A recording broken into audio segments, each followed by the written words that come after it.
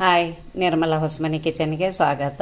ಪುಂಡಿ ಸೊಪ್ಪದಿಂದ ಒಂದು ಪಲ್ಯ ಮಾಡಿ ತೋರ್ಸಾಕತ್ತೀನಿ. ಇದಕ್ಕೆ ನೀವು ಪುಂಡಿ ಸೊಪ್ಪು ಅಂತೀರಿ, ನಾವು ಪುಂಡಿ ಪಲ್ಯ ಅಂತೇವಿ. ಮತ್ತು ಇದು ತಿನ್ಬೇಕು, ಭಾಳ ಇದರ ಕಬ್ಬಿನ ಅಂಶ ಇರ್ತೈತಿ. ವಾರದಾಗ ಒಂದು 2 ಸಲಾರ ಮಾಡಿ ತಿನ್ಬೇಕು. ಈಗ ಇನ್ನು ಹಗರ ಸಣ್ಣಗೆ ಮಳೆಗಾಲ ಸೀಸನ್ ಚಾಲು ಆಕೈತಿ, ತಪ್ಪಲ್ ದಿನಸ ಜಾಸ್ತಿ ಬರ್ತೈತಿ, ತಿನ್ನಬೇಕು ನಾವು. ಮತ್ತು ಈಗ ಅದನ್ನು ಮಾಡೋದು ತೋರಿಸ್ತೀನಿ. ಮೊದಲ ಇದು ಪುಂಡಿ ತಪ್ಪಲ ಎಲ್ಲ ಸ್ವಚ್ಛಗೆ ಸೋಸೆ ತೊಳ್ಕೊಂಡು ಇಟ್ಕೊಂಡೇನಿ. ಮತ್ತು ಅದಕ್ಕೆ ಇಷ್ಟು ಶೇಂಗಾಕಾಳು ಬೇಕು, ಶೇಂಗಾಕಾಳು ಇಟ್ಕೊಂಡೇನಿ. ಮತ್ತು ಇದು ಜೋಳದ ನುಚ್ಚರ ಹಾಕಿರೂ ಬರ್ತೈತಿ. ಇಲ್ಲಾಂದ್ರೆ ನೀವು ಗೋಧಿ ರವೆ ಅಂದ್ರೆ ಕೇಸರಿ ರವೆ ಇರ್ತದಲ್ಲ, ಆ ಕೇಸರಿ ರವೆ ಹಾಕಿರೂ ಬರ್ತೈತಿ. ನಾವು ವಿಶೇಷ ಒಮ್ಮೊಮ್ಮೆ ನನ್ನ ಕಡೆ ಜೋಳದ ನುಚ್ಚು ಇರ್ತೈತಿ ಅಂದ್ಕೂಲೆ ಜೋಳದ ನುಚ್ಚ ಹಾಕಿಬಿಡ್ತೀನಿ. ಇದನ್ನು ಕುದಿಯಕ್ಕೆ ಹಾಕೊಂಬಂದು ಇದನ್ನೇ ನೆನೆ ಹಾಕಿ ಇಟ್ಬಿಡ್ಬೇಕು. ಯಾಕಂದ್ರೆ ಇದನ್ನು ನೆನಿಬೇಕು, ಸ್ವಲ್ಪ ನೆನೆದ್ರನ ಅದು ಕುದೀತೈತೆ ಅದ್ರ ಜೊತೆ. ನೋಡಿ, ಇದು ನೆನದ ಶೀರನು ಈ ಸೈಡ್ಗೆ ಇಡ್ತೇನೆ, ನೆನಿಲೆ ಅದು.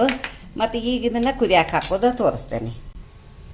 ನೋಡಿ, ಇಲ್ಲೊಂದು ಮಣ್ಣಿನ ಮಡಿಕೆ ಇಟ್ಕೊಂಡೇನಿ. ಆ ಮಡಿಕೆಯಾಗ ಮಾಡಿ ತೋರ್ಸಾಕತ್ತೇನೆ ನಿಮಗೆ ಪುಂಡಿ ಪಲ್ಯ. ಬೇಕಂದ್ರೆ ನೀವು ಒಲಿದ ಅನುಕೂಲ ಇತ್ತಂದ್ರೆ ಒಲಿ ಮೇಲೂ ಮಾಡ್ಬೋದು, ಗ್ಯಾಸ್ ಮೇಲೂ ಮಾಡ್ಬೋದು.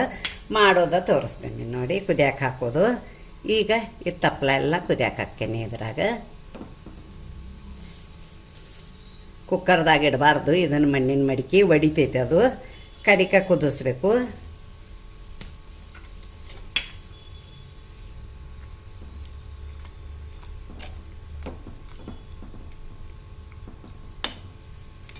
ಮತ್ತು ಇವು ಶೇಂಗಾಕಾಳು ಹಾಕ್ತೇನೆ.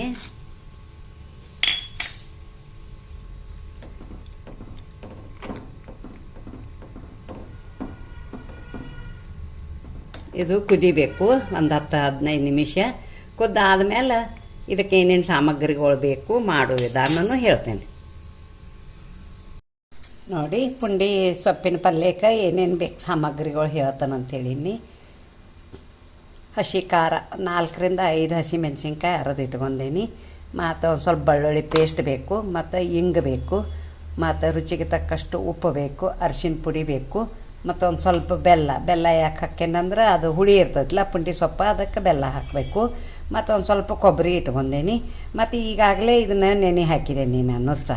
ಈಗ ಅದ್ರಾಗ ಹಾಕೋದದು ತೋರಿಸ್ತೇನೆ, ಮಾಡೋ ವಿಧಾನ ಹೇಳ್ತೇನೆ. ನೋಡಿ, ಮಡಿಕೆ ಒಳಗೆ ಕುದಿಯಾಕೆ ಹಾಕೇನಿ. ಕುದ್ದೈತಿ ಹಿಂಗೆ ನೋಡಿ. ಹಣ್ಣಾಗೆ ಕುದ್ದೈತಿದು. ಈಗ ಇದನ್ನು ಬಸಿತೇನೆ. ಬಸದ ಮಾಡೋದು ತೋರಿಸ್ತೀನಿ. ನೋಡಿ, ನಿಮ್ಮ ಕಡೆ ಕಡ್ಗೋಲಿ ಇತ್ತಂದ್ರೆ ಹಂಗೆ ಕಡ್ಗೋಲಿಲ್ಲೇ ಮಾಡಿ, ಇಲ್ಲಾಂದ್ರೆ ಇದರಲ್ಲೇ ಮಾಡ್ಬೇಕು, ಚಮಚಲ್ಲೇ ಮಾಡ್ಕೋಬೇಕು, ನಡಿತೈತಿ. ನೋಡಿ, ಹಿಂಗೆ ಸ್ವಲ್ಪ ಇದು ಮುಗಿಸ್ಬೇಕು.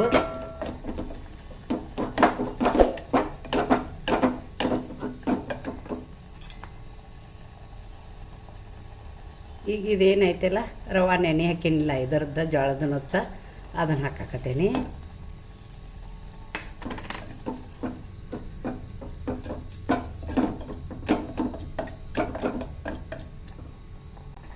ನೋಡಿ, ಇದು ಕುದಿಸಿನಿ ರವೆ ಹಾಕಿ ಅದನ್ನು ಜೋಳದ ನುಚ್ಚ ಹಾಕಿ.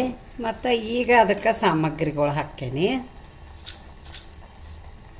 ರುಚಿಗೆ ತಕ್ಕಷ್ಟು ಉಪ್ಪ ಕೈಲೇನ ಹಾಕೇನಿ. ಇದು ಹಸಿ ಖಾರ, ಇದು ಬೆಲ್ಲ,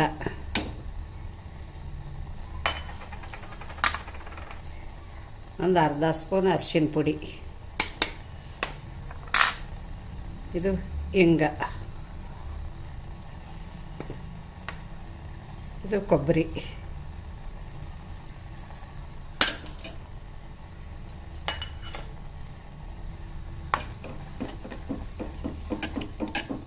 ಮತ್ತು ಹಿಂಗೆಲ್ಲ ತಿರುವಾಡಬೇಕು. ಗಡಿಗ್ಯಾಗ ಮಾಡ್ರೆ ಬಿಸಿ ಇರ್ತೈತಿ. ಈಗ ಇನ್ನು ಮಳೆಗಾಲ ಚಾಲು ಆಕ್ಕೈತಿ. ನೀವು ಒಂದು ಮಡಿಕೆ ತೊಗೊಂಬಂದು ಗ್ಯಾಸ್ ಮೇಲೆ ಮಾಡ್ರೂ ನಡೀತೈತಿ. ಯಾವುದೂ ಕಾಯಿಪಲ್ಯ ಮಾಡ್ರೂ ಬಿಸಿ ಇರ್ತೈತಿ.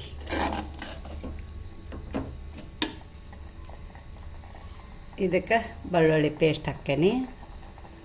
ಸ್ವಲ್ಪ ಬೆಳ್ಳುಳ್ಳಿ ಪೇಸ್ಟ್ ಹೆಚ್ಚು ಹಾಕಬೇಕು.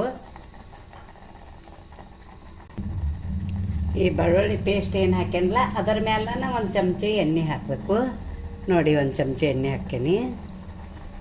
ಇನ್ನೊಂದು ಸ್ವಲ್ಪ ಹಾಕ್ಕೇನಿ. ನೋಡಿ, ಅದು ಹಿಂಗೆ ಎಲ್ಲ ತಿರುವಾಡಬೇಕು. ನೋಡಿ ಕಲರ್ ಅದು ಎಷ್ಟು ಚೆಂದಾಗೈತಿ. ಹಾಂ,